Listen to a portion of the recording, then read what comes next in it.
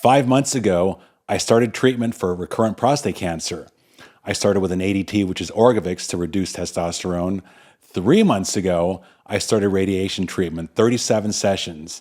And now it's 5 months later, and it's all over, all done. And today you're going to hear all about it. This podcast deals with prostate cancer, surgery, medication, and other medical topics. The host is a prostate cancer survivor who is recounting his experience with treatment. He is not a medical professional, and you should not use his commentary as medical advice.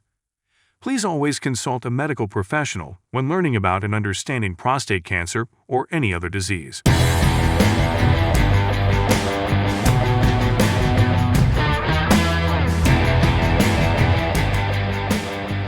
Well, here we are. The journey continues on Mark's prostate cancer experience.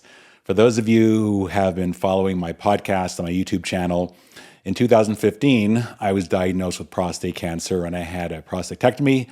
My prostate was removed, and I had about 5 great years of worry-free PSA testing every 3 months, undetectable. But then my PSA started to rise a little bit, and it got to a point where I hit 0.2, then 0.3, then 0.4.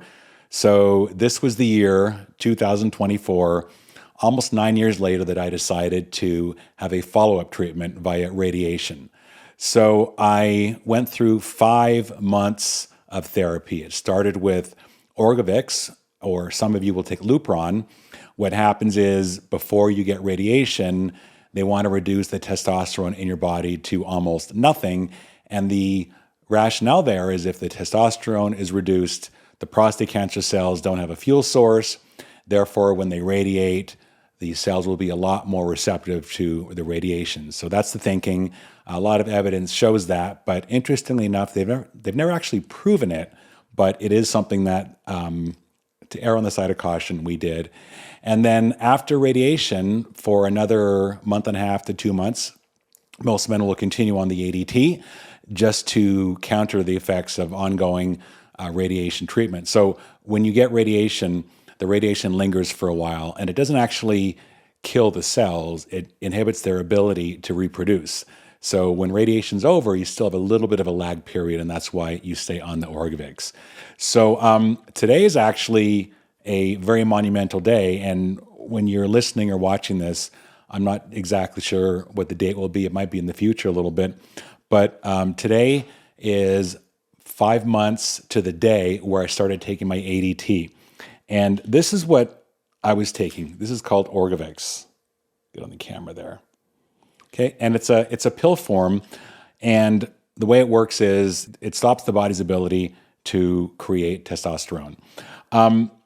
There are 2 main methods. Lupron is one. Lupron is a shot you get, and you get it for about a 3-month dose, and then you get another dose. But Orgovyx works differently in that you take a pill every single day. So today is the very last one, hopefully, I'll ever take in my life. And the nice thing about Orgovyx is the moment you stop taking it, your body starts recovering and producing testosterone. It's a very, very quick recovery. When you take Lupron, even after the shot is worn off, it can take many months. It can even take up to a year for some people for your body to start getting back into its full testosterone condition. So the name of the game now is to get my mojo back, to get my testosterone back. But anyway, I'll talk about that in just a little bit. I wanted to really share this whole experience with recurrence and radiation. I've published a number of videos and podcasts on that, but now that I'm at the very end of it, I can give you kind of a good summary of what it was like in the beginning, during radiation, and of course, the after effects and what they're like. But before I do that, I want to play a couple of quick videos for you. I wanted you to see what the proton radiation machine looks like and the center. So let's have a little, I had my technician hold the camera and shoot this. So let's have a quick peek at the machine itself. So here we are. This is the famous, infamous proton radiation machine. This is called Creekside. They all have different names. And the way this works is I lie down here, and that's the radiation right there. And they spin it around me in different directions to kind of target the different areas. But it is so high tech, it looks like something out of Star Wars. And this is what cures cancer, folks. So don't be afraid of it. It's your new friend. And if you have any questions, ask me, because I have many of the answers, I think. So, all right, that's awesome. That's really impressive, isn't it? That is what we call high tech. The machine itself, let me see if I can kind of capture a still here.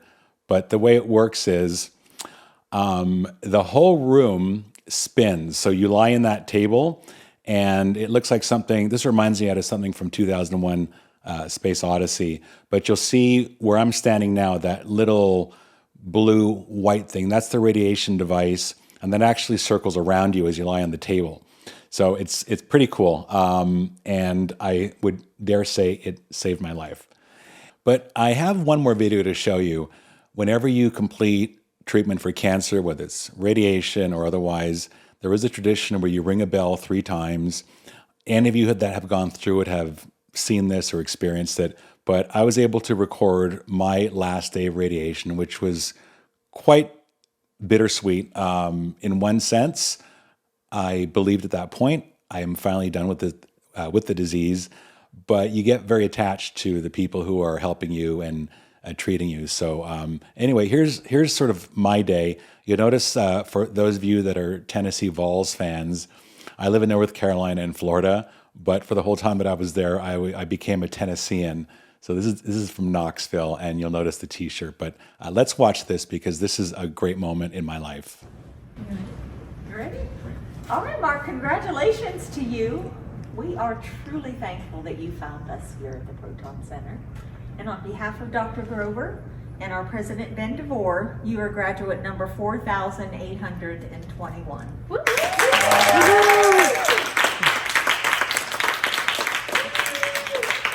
That's amazing. I can't tell you guys how amazing this is. 4,827 people potentially cured from cancer, because you all are in the business of curing cancer.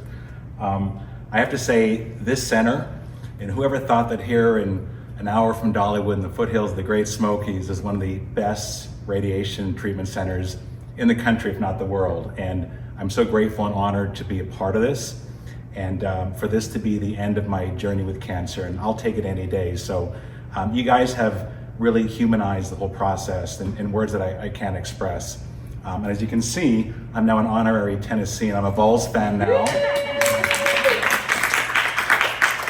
Now, when I get back to North Carolina, they'll probably have some harsh words for me, but I don't care, because I love you guys. So with that, with 3 rings, this is the end of my journey with cancer, and a new beginning with all of you as friends forever and family, and that's everything. So here we go.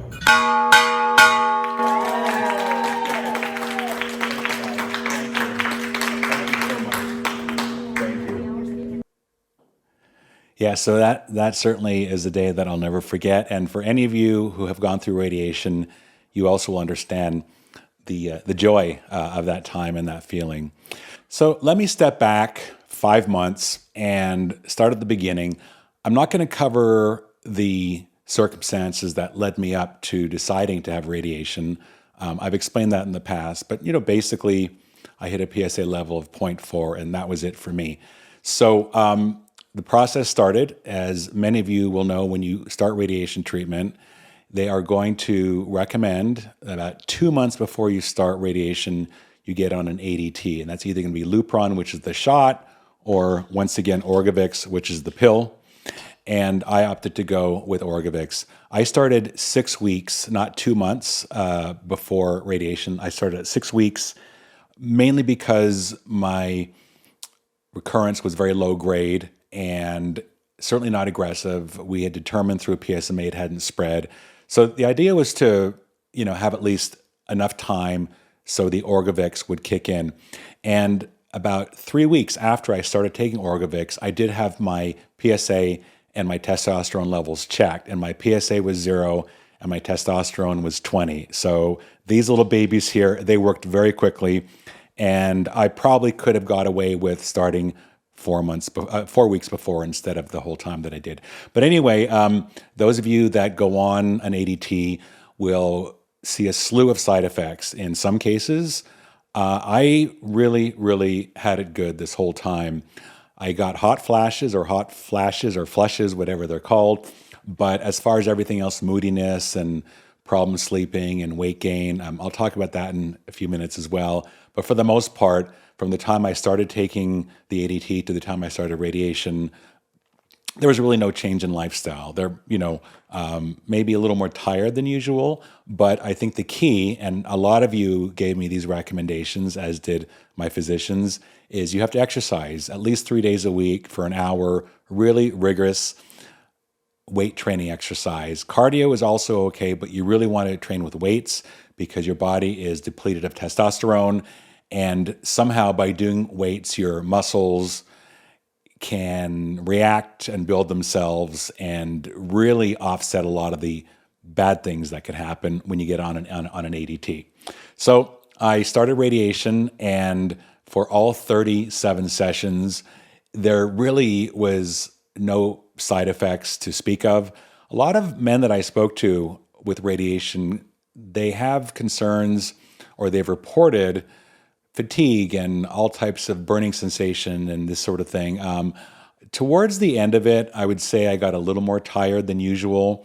I could certainly feel that there was something happening inside. It was very minor, but there was some minor irritation with your bladder that really happens about halfway through or towards the end. For those of you that have had surgery, if you remember having those bladder spasms after surgery, and there was a medication they would give for that, but there's something that feels similar to that, not as severe as after surgery, but there definitely was some bladder reaction. And a lot of your internal organs are being rated, your bladder, your rectum, your stomach certainly feels a little bit. But anyway, so it's nothing that you can't tolerate. There is something called AZO, letters A, letter Z, letter O, or Z for those of you in Canada and elsewhere. And it's just a concentrated cranberry pill. And it seems to really, really help with any of that discomfort you might find in your bladder. But other than that, by the 37th day, I finished that session, and it was business as usual. The only thing that was a little odd for me was that, as I mentioned, I was getting radiation in Knoxville, Tennessee, which is where the Proton Center was, and I don't live in Knoxville, so I would commute every Monday and Friday back and forth. So I was away from home for quite a bit of the summer, but you got to do what you got to do. So now I am 6 weeks after radiation. So 6 weeks ago, I finished. I've been on Orgovyx ever since. Life has been fine, but I'm really celebrating that today is my last pill, and from tomorrow onwards, I can get my libido back. I can have a little more weight control. So let me talk about these side effects, because ironically enough, since starting in Orgovyx and through the end of radiation, which in itself was about 4.5 months, I didn't have any weight gain. I didn't have problems urinating. It was none of that. But as the weeks after radiation passed, so for the first 4 weeks, now I'm 6 weeks later, but the first 4 weeks, I did start putting on weight. And it was a mystery to me because I kept my routine the same, but somehow I started getting a little more belly weight. And what I attribute that to is the long-term effects of depleting testosterone. I thought once your body is depleted, everything starts to right away, but it seems to take a while, even a few months, before your body starts reconditioning itself. So when you don't have testosterone, it's a lot easier to put on weight, especially belly weight. And so that's what I think has been happening. So I couldn't pick a better time to get rid of the ADT than now, because from tomorrow onwards, I am absolutely going to focus on getting my body back to where it was before starting it in the first place. And that's a thinner physique, a lot of energy, libido, quite interestingly enough. Everybody talks about this, and it's true.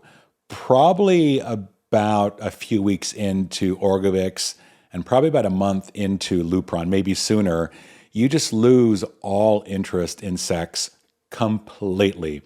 And a lot of gentlemen have complained to me that while they're on this, they don't look at women, they don't think of women.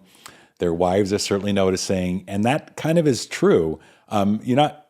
really change as a person, but those of us that always have had a very strong desire in sex and in thinking of sex, it tends to go away, but it's temporary, which is certainly something I am looking forward to having removed. Even though libido is pretty much eliminated, what I found is I could, if I really tried hard, I could stimulate myself into orgasm and erection just like it was before the Orgovix. So I had a concern that maybe being on the ADT, you would lose sexual function, and you don't. You just really have to coax yourself into thinking about it and into performing and reacting. And for me, it worked fine. I'd maybe say it was 80% of where it was, but it is very temporary. And my understanding is as soon as my testosterone starts recovering, which will be right away, then all that natural ability will return. Another thing I was worried about, it seems that when you are depleted of testosterone for a long term, not 6 months, but a year, maybe 2 years, I don't know what the time frame is, you start to get man boobs, and they're permanent. It doesn't reverse itself. So I was very aware of that and kind of checking myself out a lot just to make sure what's happening. I don't think my boobs got any bigger, and I try to work chest all the time in gym, but I'm really pleased to report that I'm finishing this whole process. If you're going to be on an ADT for long term, they will give you a medication that will block estrogen production. I think that takes care of it. And in the worst case, if you slip in and get boobs, there is surgery that fixes it, but I don't want to kind of get into all that. That's just, let's do this, I guess, the natural way. So my journey continues, and, this is an ongoing experience. When I started my YouTube channel in 2015, so long ago, and actually November 9th, 2015 is when I had surgery. So we're coming up to my 9-year anniversary. I never realized that the experience would be an ongoing experience. I thought surgery would end it for good. And for many men, it does. For many men, surgery eradicates prostate cancer and it never comes back. But for a certain number, I think it's 30%. Maybe it's higher, but I think 30% is accurate. We will have a second round of prostate cancer. The good news is when you detect it early, it's early enough that it can be eradicated very quickly and very easily.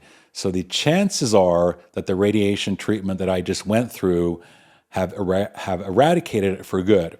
There's still a small chance that it hasn't worked. So we will deal with that. So maybe if there's a part 3 of this, then I guess my channel and podcast will go on till the end of time or the end of me, whichever comes first. But regardless, my takeaway to all of you that are going through an initial round of prostate cancer or recurrence of prostate cancer is try to keep your spirits up as much as possible. If you find treatment early enough, you will not die from this disease. There are so many techniques, so many methods, so much medication, the science of surgery. There is so much out there that will really help you eliminate this or live with it. There are some of you that will have advanced prostate cancer, so you'll live with it, and maybe it's hard to eradicate, but they will be able to treat it so that you have a very, very good and effective lifestyle. And of course, AI and quantum computing, these are all things that are emerging. I believe within the next 5 years, if not sooner, I think prostate cancer will be something that they can pinpoint with great accuracy. I do believe prostatectomies, the removal of the prostate, will be a thing of the past within just a couple of years because of the way they'll be able to detect and treat it.